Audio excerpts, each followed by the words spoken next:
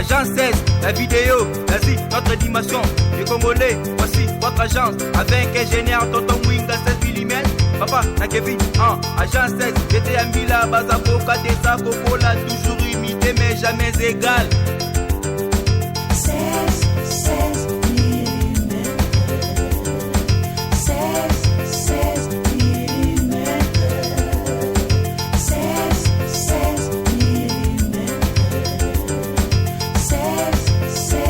mm.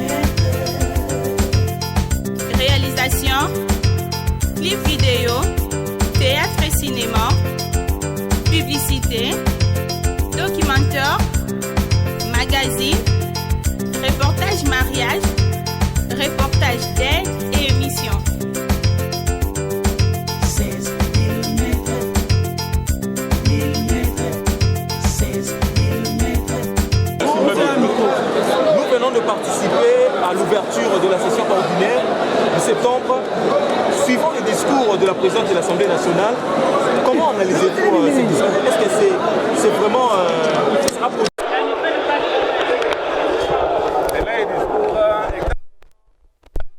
Le Premier ministre Ilunga, ce n'est que deux mots. Donc on promet, mais les prédécesseurs avaient exactement le même discours. Aujourd'hui, le même discours. Et la façon dont c'est mené, moi, je n'ai pas espoir. Je suis persuadé que ça sera un échec. Ce gouvernement-là, ça sera un échec. Et à l'Assemblée, si on ne prend pas les histoires en main, ça sera aussi un échec. C'est sur base de quoi, on voit par les faits. Par les faits. 7 mois pour avoir un règlement d'ordre intérieur. 7 mois pour avoir un gouvernement. Et avec combien de personnes? On dirait le chiffre du diable. 6. Donc le gouvernement du diable, 66. Donc qu'est-ce que vous espérez qu'il y aura de bon? Il n'y aura rien de bon, puisqu'il y a un problème de mentalité. Il y a un problème qu'il y a deux camps qui sont en train de s'opposer dans le gouvernement, à l'Assemblée, partout, au Sénat. Et tant que ces deux gens-là ne s'entendent pas, il faut avoir le courage de le dire. Le président Tshisekedi et le président Kabila, c'est pour la caméra. Quand il y a la caméra, on fait semblant de qu'on s'entend, mais il n'y aura rien de bon puisque les gens ne s'aiment pas, les gens n'aiment pas la population, donc il n'y aura rien de bon. C'est aussi une session budgétaire. Quelle est l'attitude que vous allez demander à vos collègues députés? Mais on va voter quoi? On va voter des chiffres sur un papier. Avec quelle entrée? Tout le monde est en train de voler, de détourner. Vous allez donner des chiffres. D'où Mbongwana Ekouta. Mbongwana Ekouta, Wapi avec ces tas de voleurs, 50% dans toutes les institutions, 50% des gens qui sont là, ce sont des gens longtemps nés. Donc, ils n'ont rien fait. C'est ce qu'on dit au Sahara. Mais moi, je suis en train de dire parce que les population c'est là, budget en Mboka. Session. Puisque tu dis que nana oko sanan, oh le peuple, nana oko sanan. Mbongo ya ba budget ekouta wapi.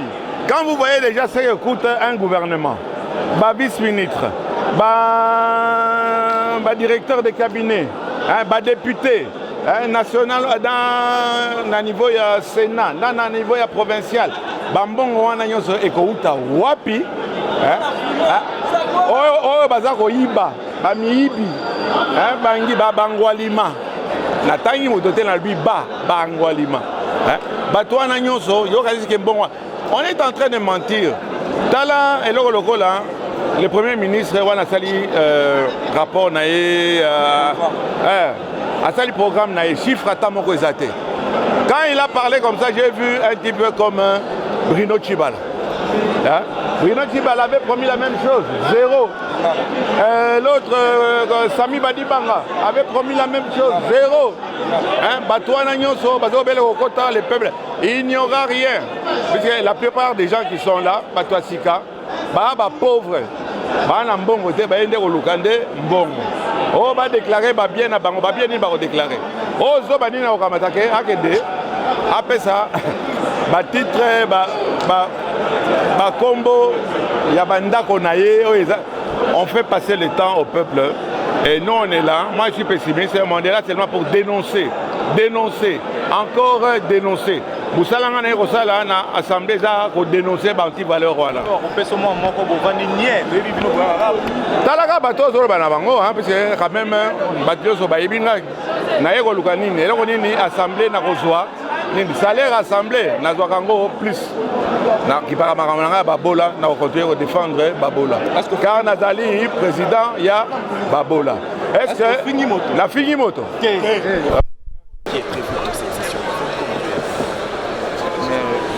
Vous venez de le dire, la session est essentiellement budgétaire. Vous savez que nous venons d'investir le gouvernement il y a un mois. Maintenant, nous allons voir le gouvernement matérialiser son programme du budget qu'ils vont nous présenter, parce que le budget, c'est l'expression chiffrée du gouvernement.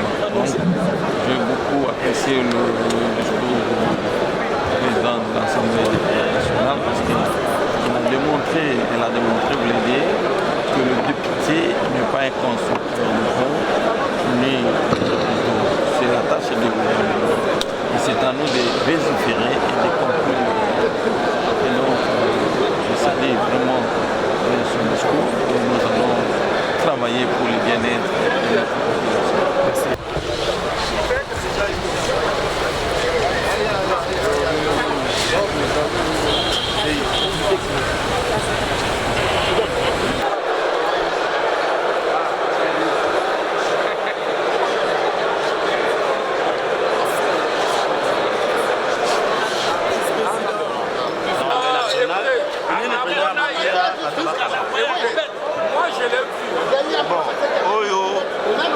ezali session oyo tolobaka session budgétaire oyo totalaka misolo nini totia po etambusa mboka mais session budgétaire oyo liboso ke budget eya po liboso eloko anyati eloko moko wana tosepeli yango mingi il faut gouvernement aya kotika budget 2020 na ntango po soko atiki na ntango te akozala démissionnaire constitution ya mboka ezali claire wana mpe loi tobengaka loi ya finance lofi ezali claire ya mibale atako lokola session ezali budgétaire mais ezali politique ezali politique po te badossier politique tozali kosela dossier ya liboso na kati na biso na assemblée omoni lelo oyo boye assemblée ezotambola mpena malamu te mpo biso bayi opposition tolobaki te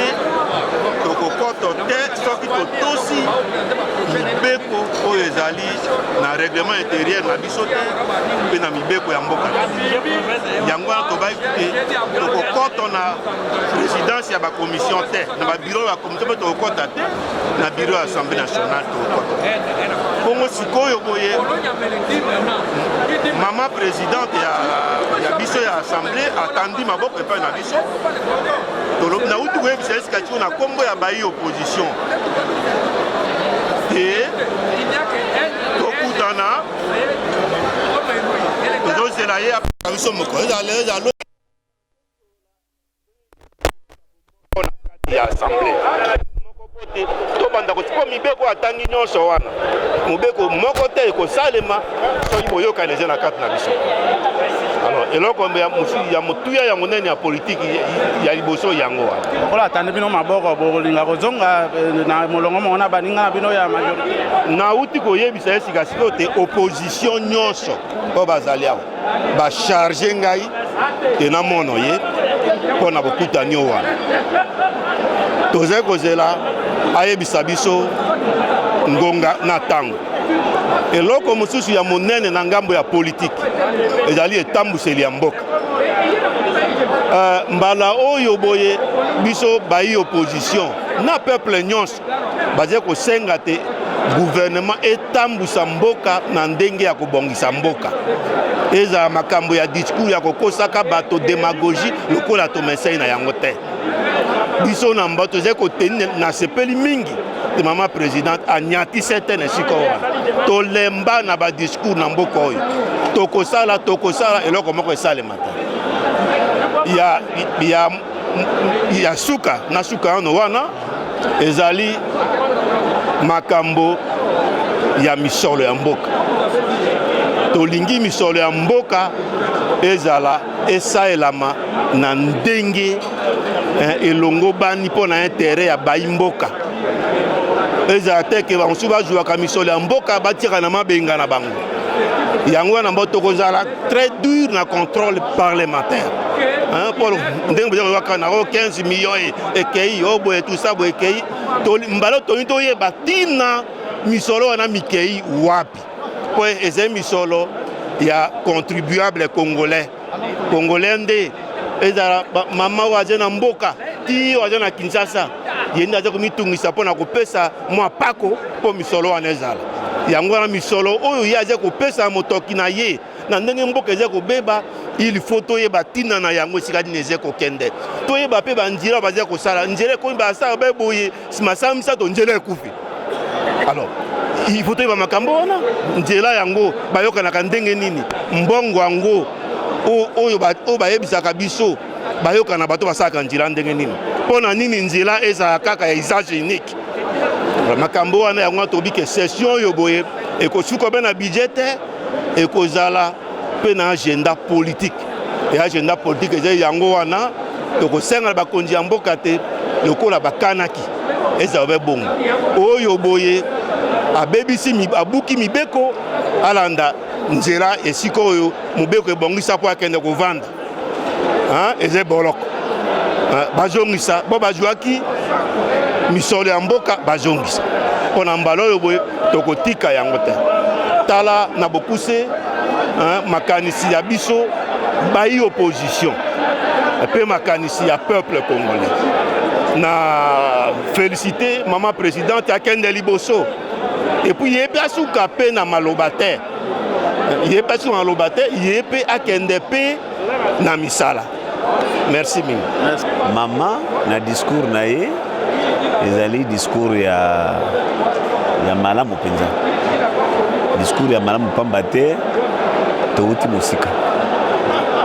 mosika mpe tokomi lelo oyo nalobake na république démocratique du congo depuis baélection esalemi lelo nde ezali kodetermine mokolo oyo makambo manso masengeli kobana pamba te gouvernement ya sika koti biso badepute toinvestir yango tondimi programme na yango sikoyo tozongi na vacances mpo toya kobanda makambo biso banso na sénat na biso assemblée nationale pour que toaccompagne gouvernement mpona kotala lolenge gouvernement se kotama mosala mpona bolamu ya ekolo yango mona discours na ye ezali ebendaki makanisi na biso banso totia yango esika moko pour que toyeba kotambwisa république démocratique du congo surtout na ngonga oyo touti na bitumba mpe na boyokani ya FCC cash eseke topesa bango maboko biso assemblée nationale na basénateur to accompagner gouvernement mpe totala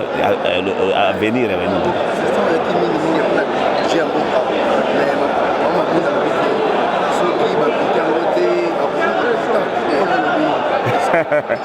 bon omoni biso assemblée nationale nde bato bazali bakonzi ya budget bakolo budget nde biso yango mama ayebaki na koyebaka bongo ayebi ke esengeli oyo biso tokosala so bamemeli biso projet na bango oyo biso tokotia yango mpo bango basalela so basaleli te c'est-à-dire na biso bantoma ya population tokozala na difficulté na population esengeli tolanda yango malamu mpo so bango basali malamu te e biso tofungoli biso mpa na bango kasi toyebi ke lokola tozali lisanga na bango en tout cas honorable Bosisi élu à territoire ya Ikela na Chouapa. Agence 16, la vidéo, vas-y, notre animation. Les Congolais, voici votre agence. Avec ingénieur Tonton Winga 16 mm. Papa, na Kevin, agence 16. J'étais à Mila, Bazako, Katesa, Kokola, toujours imité, mais jamais égal. 16 mm. 16 mm. 16 mm.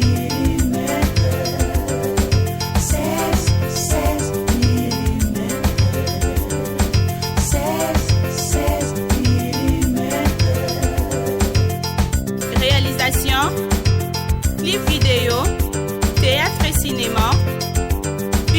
actualité, documentaire, magazine, reportage mariage, reportage date